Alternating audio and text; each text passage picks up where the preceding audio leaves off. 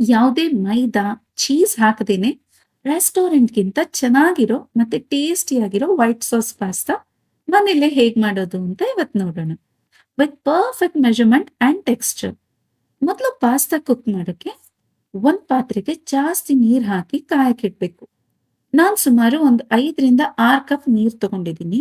ನೀರ್ ಕಂಪ್ಲೀಟ್ ಆಗಿ ಕಾದ ಮೇಲೆನೆ ಪಾಸ್ತಾ ಹಾಕ್ಬೇಕು. ನಾನಿಲ್ಲಿ ಪೆನ್ನೆ ಪಾಸ್ತಾ ತಗೊಂಡಿದ್ದೀನಿ. 2 ಕಪ್ ಎಣ್ಣೆ ಪಾಸ್ತಾ ಹಾಕೊಂಡು ಇದಕ್ಕೆ ಸಾಲ್ಟು ಮತ್ತೆ ಒಂದ್ ಸ್ವಲ್ಪ ಆಯಿಲ್ ಹಾಕಿ ಫುಲ್ ಕುಕ್ ಆಗಕ್ಕೆ ಬಿಡ್ಬೇಕು.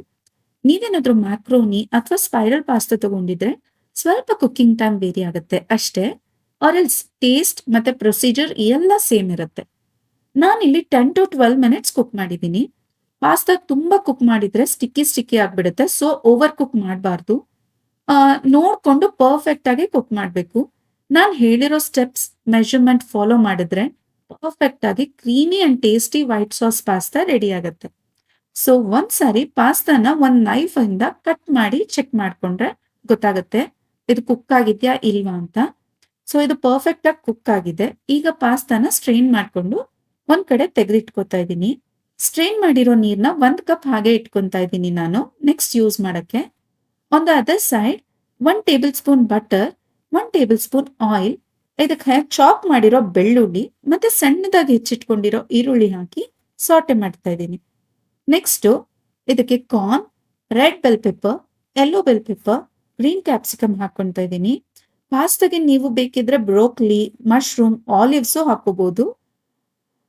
ಈಗ ಇದನ್ನ ಸಾಲ್ಟ್ ಮತ್ತೆ ಚಿಲ್ಲಿ ಫ್ಲೇಕ್ಸ್ ಹಾಕೊಂಡು ಮಿಕ್ಸ್ಡ್ ಹರ್ಬ್ಸ್ ಅಥವಾ ಪಿಜ್ಜಾ ಸೀಸನಿಂಗ್ ಯಾವ್ದಿದ್ರೂ ಹಾಕೋಬಹುದು. ಮತ್ತೆ ಬ್ಲಾಕ್ ಪೆಪ್ಪರ್ ಪೌಡರ್ ಹಾಕಿ ಸಾಟೆ ಮಾಡ್ಕೋಬೇಕು. ವೆಜಿಟೇಬಲ್ಸ್ ಎಲ್ಲಾನು ಕಂಪ್ಲೀಟ್ ಆಗಿ ಹೈ ಫ್ಲೇಮ್ ನಲ್ಲೇ ಅರೌಂಡ್ 2 ಟು 3 ಮಿನಿಟ್ಸ್ ಸಾಟೆ ಮಾಡ್ಬೇಕು. ಯಾಕೆಂದ್ರೆ ಅದು ತಿನ್ನುವಾಗ ಕ್ರಂಚಿ ಆಗಿ ಇರ್ಬೇಕು. ಸೊ ವೆಜಿಟೇಬಲ್ಸ್‌ನ ಓವರ್ ಕುಕ್ ಮಾಡ್ಕೊಂಬೇಡಿ. ಈಗ ಕುಕ್ ಆಗಿರೋ ವೆಜಿಟೇಬಲ್ಸ್‌ನ ಒಂದ್ ಸೈಡ್ ಅಲ್ಲಿ ಇಟ್ಟು ವೈಟ್ ಸಾಸ್ ರೆಡಿ ಮಾಡ್ಕೊಳ್ಳೋಣ. ವೈಟ್ ಸಾಸ್ ಮಾಡಕ್ಕೆ 1 tablespoon butter, 2 tablespoon oil ಹಾಕಿ ಇದಕ್ಕೆ ನಾನು ಗೋಧಿ ಹಿಟ್ಟು ಹಾಕೊಂತಾ ಇದ್ದೀನಿ. ಯಾವುದೇ ಮೈದಾ ಹಾಕೊಂತಾ ಇಲ್ಲ. ಮನೇಲೇ ಯೂಸ್ ಮಾಡೋ ಗೋಧಿ ಹಿಟ್ಟು 4 ಟೇಬಲ್ ಸ್ಪೂನ್ ಹಾಕೊಂತಾ ಇದ್ದೀನಿ. 2 ಕಪ್ ಪಾಸ್ತಾ ತಗೊಂಡಿದ್ದೀನಿ.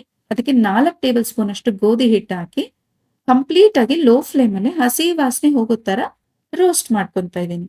ಕಲರ್ ಚೇಂಜ್ ಆಗ್ಬಾರ್ದು. ಜಸ್ಟ್ ಹಸಿ ವಾಸನೆ ಹೋಗ್ಬೇಕು ಅಷ್ಟೇ. ಅರೋಮ್ಯಾಟಿಕ್ ಆಗಿ ಸ್ಮೆಲ್ ಬರೋವಾಗ ನಿಧಾನಕ್ಕೆ ಸ್ವಲ್ಪ ಸ್ವಲ್ಪನೇ ಹಾಲು ಹಾಕಿ ಮಿಕ್ಸ್ ಮಾಡ್ಕೊಬೇಕು. ತುಂಬಾ ಬಿಸಿ ಹಾಲು ಹಾಕೋಬಾರ್ದು. ವಾರ್ಮ್ ಆಗಿರೋ ರೂಮ್ ಟೆಂಪರೇಚರ್ ಅಲ್ಲಿರೋ ಹಾಲು ಹಾಕೋಬೇಕು. ನಾನಿಲ್ಲಿ 2 ಕಪ್ ಹಾಲು ತಗೊಂಡಿದ್ದೀನಿ. ತುಂಬಾ ಬಿಸಿ ಹಾಲು ಹಾಕೊಂಡ್ರೆ ಮಿಕ್ಸ್ ಮಾಡ್ಕೊಳಕ್ಕೆ ಕಷ್ಟ ಆಗತ್ತೆ. ಸೊ ರೂಮ್ ಟೆಂಪರೇಚರ್ ಅಥವಾ ಸ್ವಲ್ಪ ಬೆಚ್ಚಗಿರೋ ಹಾಲು ತಗೊಂಡ್ರೆ ಸಾಕು. ಈಗ ನಾನು ಆಗ್ಲೇ ತೆಗೆದಿಟ್ಕೊಂಡಿದ್ದು ಪಾಸ್ತಾ ಸ್ಟ್ರೈನ್ ಮಾಡಿರೋ ನೀರ್ನ 1 ಕಪ್ ಹಾಕೊಂತಾ ಇದ್ದೀನಿ. ಹಾಕಿ ಮಿಕ್ಸ್ ಮಾಡ್ಕೊಂತೀನಿ. ಈ ವಾಟರ್ ಹಾಕೋದ್ರಿಂದ ಪಾಸ್ತಾ ಕನ್ಸಿಸ್ಟೆನ್ಸಿ ಚೆನ್ನಾಗಿರುತ್ತೆ ಅಂಡ್ ಫ್ಲೇವರ್‌ಫುಲ್ ಆಗಿರುತ್ತೆ. ನಿಮ್ಗೆ ಗಟ್ಟಿ ಅಥವಾ ತೆಳ್ಳಗ್ ಬೇಕಂದ್ರೆ ನೀವು ಅಡ್ಜಸ್ಟ್ ಮಾಡ್ಕೋಬಹುದು ನೀರ್ನ. ಈಗ ಈ ವೈಟ್ ಸಾಸ್‌ಗೆ chilli flakes, mixed herbs, salt, black pepper powder ಹಾಕಿ ಮಿಕ್ಸ್ ಮಾಡ್ಕೊಂಡು ಈಗ ಒಂದ್ ಬಾಯ್ಲ್ ಬಂದ ಮೇಲೆ ಕುಕ್ ಆಗಿರೋ ವೆಜಿಟೇಬಲ್ಸ್ ಮತ್ತೆ ಪಾಸ್ತಾನ ಹಾಕಿ ಟಾಸ್ ಮಾಡಿದ್ರೆ ಆಯ್ತು. ಬಿಸಿ ಬಿಸಿ ವೈಟ್ ಸಾಸ್ ಪಾಸ್ತಾ ಟೇಸ್ಟ್ ಮಾಡೋಕೆ ರೆಡಿ. ಇದನ್ನ ಬಿಸಿ ಇರೋವಾಗ್ಲೇ ತಿಂದ್ರೆ ಸೂಪರ್ ಆಗಿರುತ್ತೆ. ಸಖತ್ ಟೆಂಪ್ಟಿಂಗ್ ಅಂಡ್ ಟೇಸ್ಟಿ ಆಗಿತ್ತು. ನೀವು ಟ್ರೈ ಮಾಡಿ, ಟೇಸ್ಟ್ ಮಾಡಿ ಹೇಗಿತ್ತು ಅಂತ ನಂಗೆ ಕಾಮೆಂಟ್ ಮಾಡಿ ತಿಳಿಸಿ. ಮಕ್ಕಳ ಬರ್ತ್ಡೇ ಪಾರ್ಟೀಸ್‌ಗೆ, ವೀಕೆಂಡ್ ಅಲ್ಲಿ ಅಥವಾ ಗೆಸ್ಟ್ ಬಂದಾಗ ಆರಾಮಾಗಿ ಮಾಡ್ಕೋಬಹುದು. ಈ ರೆಸಿಪಿ ನಿಮ್ಗೆ ಇಷ್ಟ ಆಗಿದ್ರೆ ಈ ವಿಡಿಯೋಗೆ ಒಂದು ಲೈಕ್ ಕೊಡಿ.